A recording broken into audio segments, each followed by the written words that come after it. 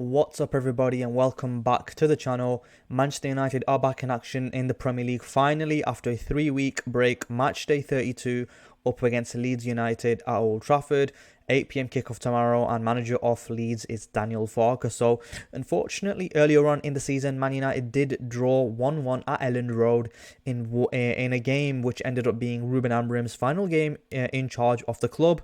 But in terms of some insights for this match, Manchester United are unbeaten in their last 18 home league games against Leeds, winning 11 and drawing 7 since a 1-0 loss in February 1981 under Dave Sexton. Following their 1-1 draw at Elland Road in January, Leeds are looking to avoid losing both league meetings with Manchester United in a season for the first time since 1994-95.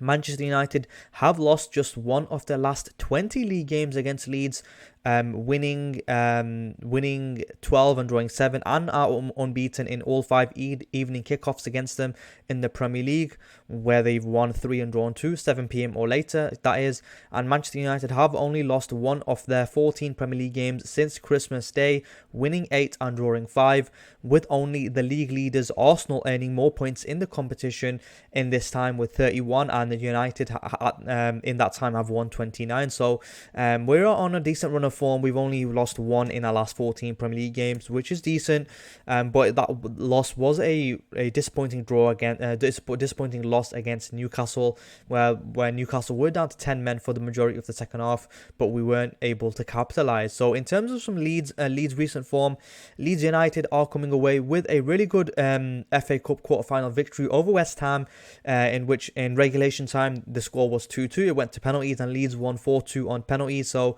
they might be a little bit tired from that, but they've had a full week's rest, so we'll see how they are. But before that, they did draw to Brentford.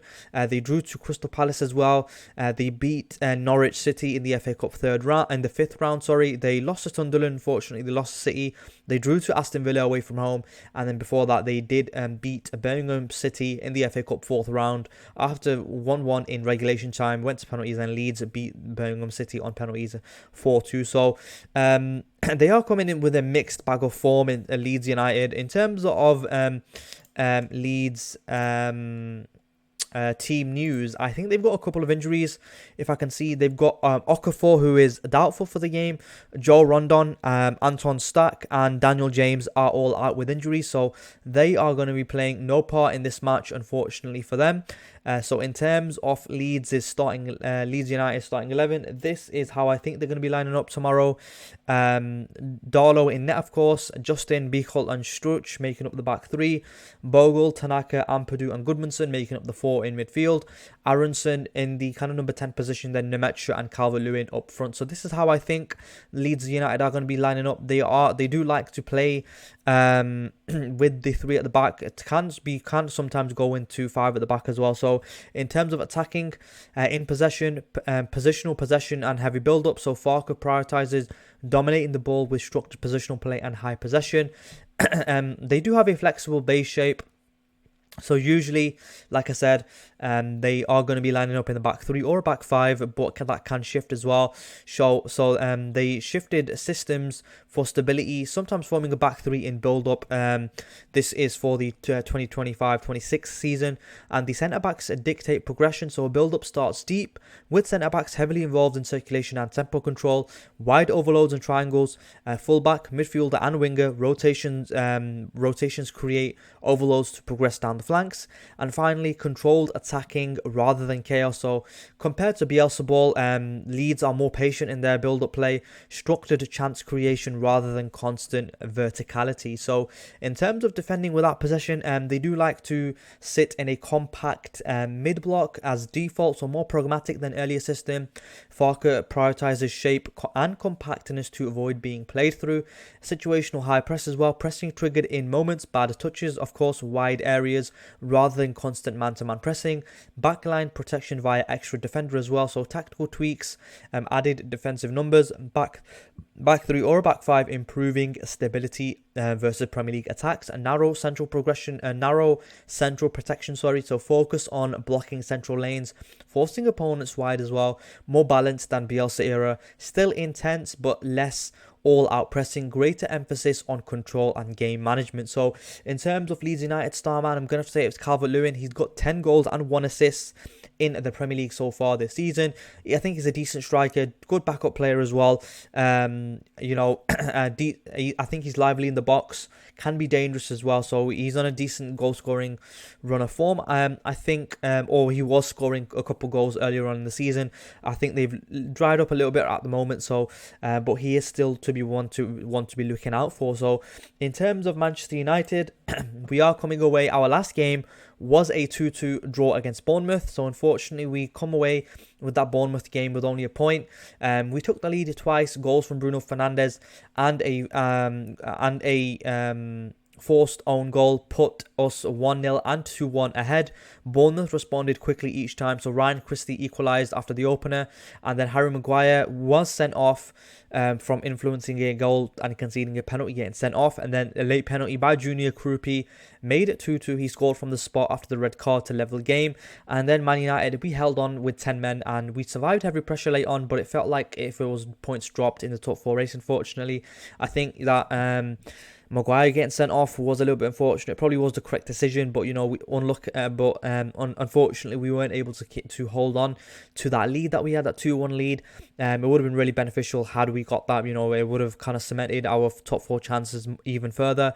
But yeah, in terms of Man United team news. Mazraoui, Martinez, De Ligt and Dogu are out. Maguire, of course, is suspended, so there is a little change to the defensive line in terms of my lineup for this match. So Lemens in net, of course, Dalot, Yoro, Heaven and Shaw making up the back 4. I've got Heaven coming in for Maguire because Maguire is suspended, of course, and unfortunately De Ligt and Martinez are out as well. So Maguire has been recently rewarded with a new contract, so he's going to stay for an extra year, which is decent again, simply because we've got injury-prone centre-backs for some reason. It's really unfortunate that we have, centre-backs that are injury-prone with the likes of Martinez and De Ligt, but unfortunately, it is what it is. So that's the back 4, Dalot, Yoro, Heaven and Shaw. 2 midfield, Casemiro and Mainu making up the defensive midfielders, and Mbeumo on the right, Fernandes in the number 10 position, then Matheus Cunha on the left, and finally Sesko up front. So Sesko in a decent run of form right now as well, been scoring lately, so hopefully he can keep up that good form. Bruno Fernandes as well, he has the Premier League assist record in his sights at the moment. I think he's got let me just check. So Bruno Fernandes has 16 Premier League assists so far. He's 8 goals in the Premier League, and Sesko's got 9 goals and 1 assist as well. So Sesko's been coming up really kind of clutch moments. He's been producing, in terms of really crucial, important goals that Sesko has been providing us. And Matheus Cunha and Mbeumo as well. They're on. They've got decent goals for us as well. Cunha's on 7 goals and Bryan Mbeumo's on 9 goals. So nice to see that our front 4, and Bruno Fernandes as well are contributing a lot in terms of goal scoring form. So hopefully that continues into next season as well.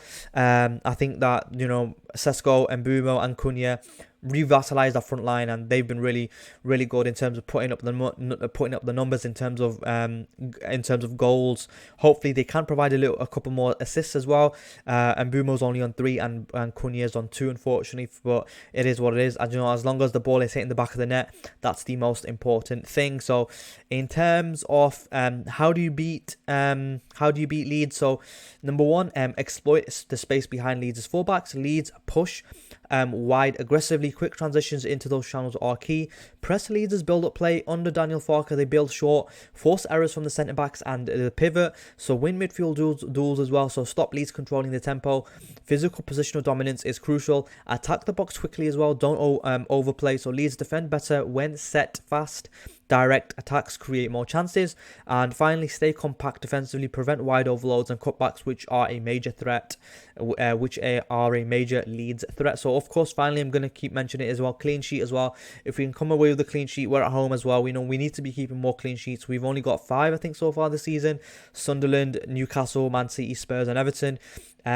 Which is not enough clean sheets in my opinion. But yeah, obviously the most important thing is going to be the 3 points. So hopefully we can come away with that. Let's take a look at the Premier League table before we head off.